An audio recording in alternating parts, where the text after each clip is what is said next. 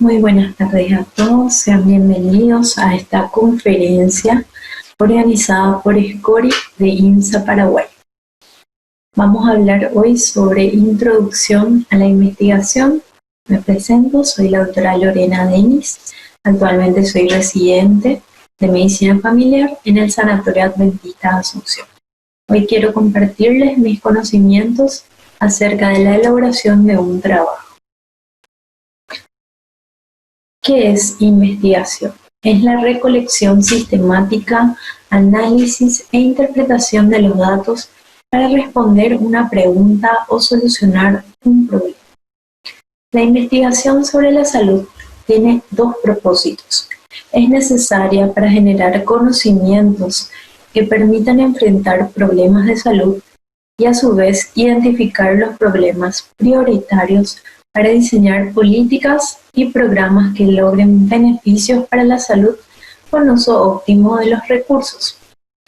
Para realizar una investigación tenemos que seguir ciertas etapas: la elaboración de la pregunta de investigación, la elaboración del protocolo, la comprobación previa del protocolo, la realización del estudio, análisis de los datos obtenidos y la extracción y difusión de las conclusiones.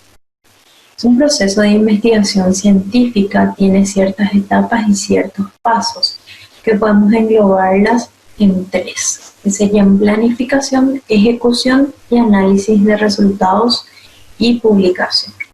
A su vez vamos a enfocarnos esta vez en la planificación, en donde hablamos del planteamiento del problema, de la formulación de objetivos, el diseño metodológico, el cronograma, los recursos y costos.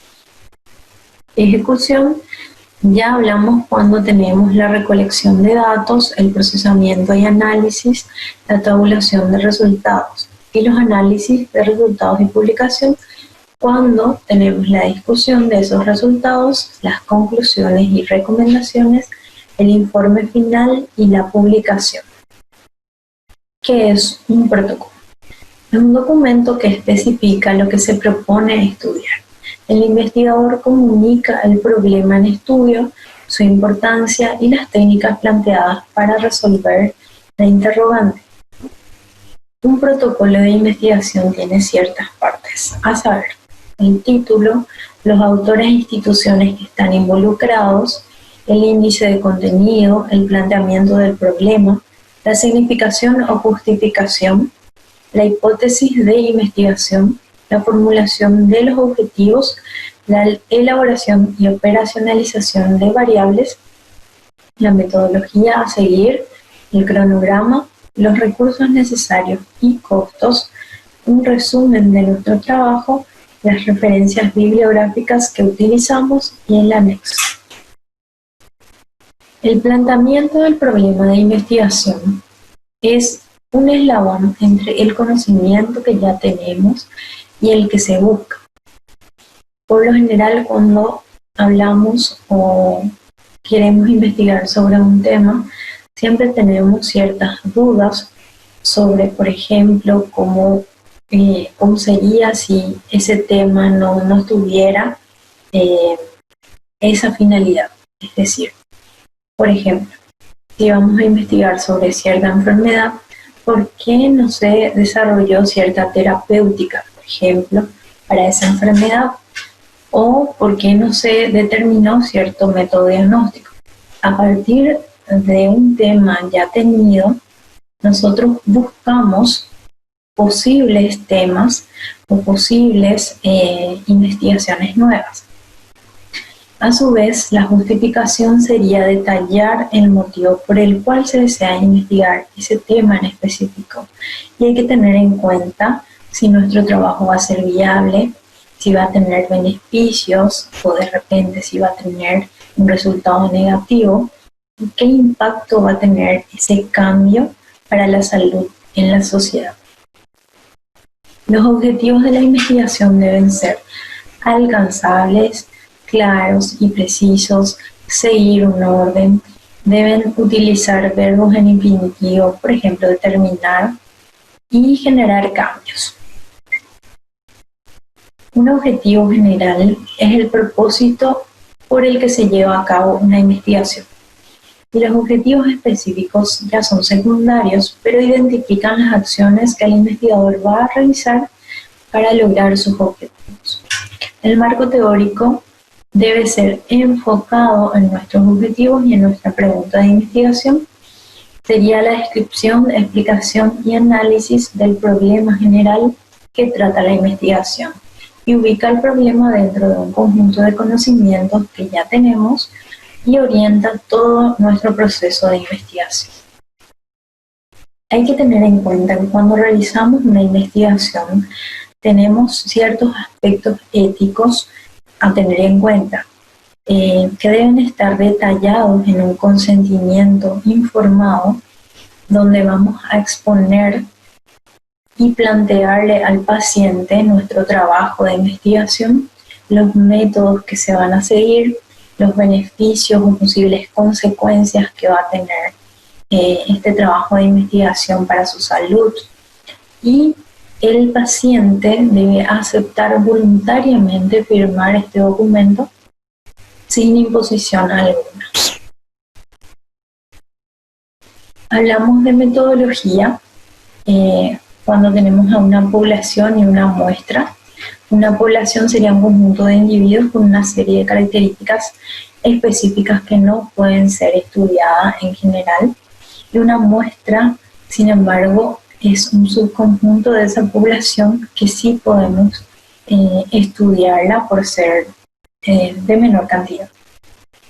Una población diana está definida por las características clínicas y demográficas. Sería nuestro conjunto universal.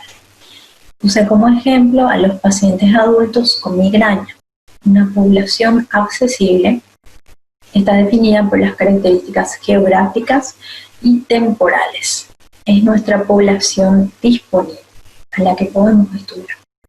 Como ejemplo, puse a los pacientes adultos con migraña que siguen control por neurología en el Hospital de Limpio en junio.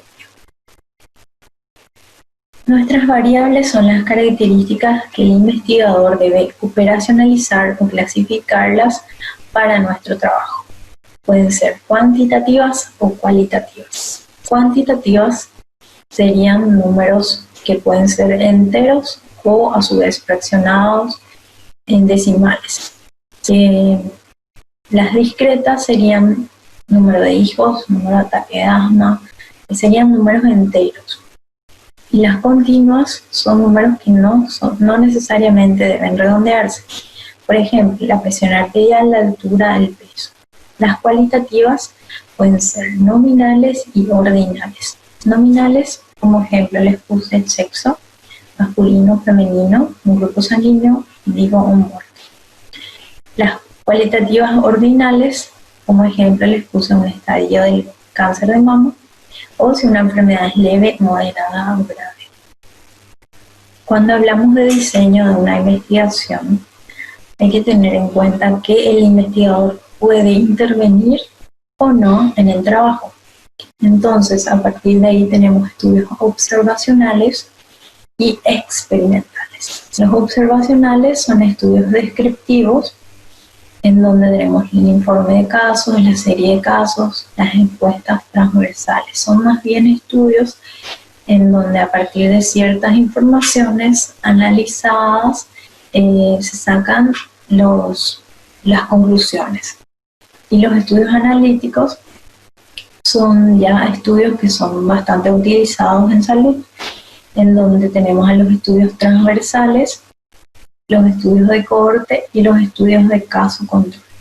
Los estudios transversales son también estudios que son a partir de cierta información recabada en cierto tiempo, son analizadas y a partir de ahí se sacan conclusiones. Los estudios de cohorte son estudios que pueden ser prospectivos o retrospectivos, en donde se analizan la frecuencia de la aparición o no de ciertas enfermedades.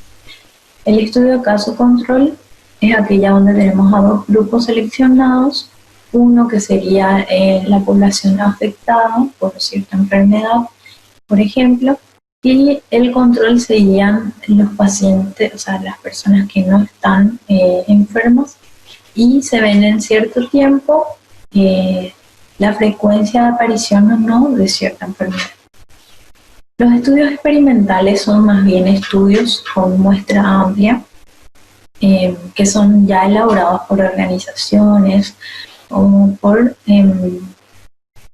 ejemplo, una entidad de salud que esté interesada en ensayos clínicos, por ejemplo, que determinen si cierto fármaco es beneficioso para cierta enfermedad, por ejemplo, o el uso de placebos para ciertas enfermedades sí deberían indicarse, por ejemplo, o nuevas terapéuticas que son probadas, entonces se usan ya estos tipos de estudios que son mucho más extensos y mucho más costosos. Cuando hablamos de muestreo, tenemos que saber que hay los probabilísticos y los no probabilísticos. Los probabilísticos son aquellos en donde los individuos tienen la misma oportunidad de participar y los no probabilísticos, sin embargo, no tienen la misma posibilidad de participar en el trabajo. Los probabilísticos son los más utilizados. A su vez están los aleatorios simples, el sistemático, el estratificado y por conglomerado. Y los no probabilísticos tenemos por conveniencia, accidental, por cuota y por bola de nieve. Hay que tener en cuenta que cuando iniciamos un trabajo de investigación debemos tener un cronograma desde el inicio para poder organizar nuestras actividades desde el inicio hasta el final. Y de esa manera poder tener todas las actividades registradas en una planillita donde podemos verificar el proceso en sí de nuestra actividad y de nuestro trabajo. Los recursos son importantes en el caso de que pidamos una financiación a algún ente público, a alguna organización, en donde tenemos que registrar todos los gastos que nosotros vamos a generar con ese estudio. Entonces es bastante útil también. La bibliografía que por lo general se utiliza en salud es la citación de los informes a partir del método de Vancouver, que tiene varias maneras de citar dependiendo de si es un informe científico, si es un libro, si es una revista. Entonces tiene varias maneras. Lo ideal sería tener este método para la citación de todos nuestros informes. Acá yo les puse un ejemplo de un informe científico, la manera correcta de citar. Tenemos al autor, que sería la Organización Mundial de la Salud, el título del informe, factores de riesgo de enfermedades cardiovasculares. Tenemos a los organismos o a la agencia editora, que es la OMS, el lugar de publicación, que sería Ginebra, el año de publicación y el número de serie del informe.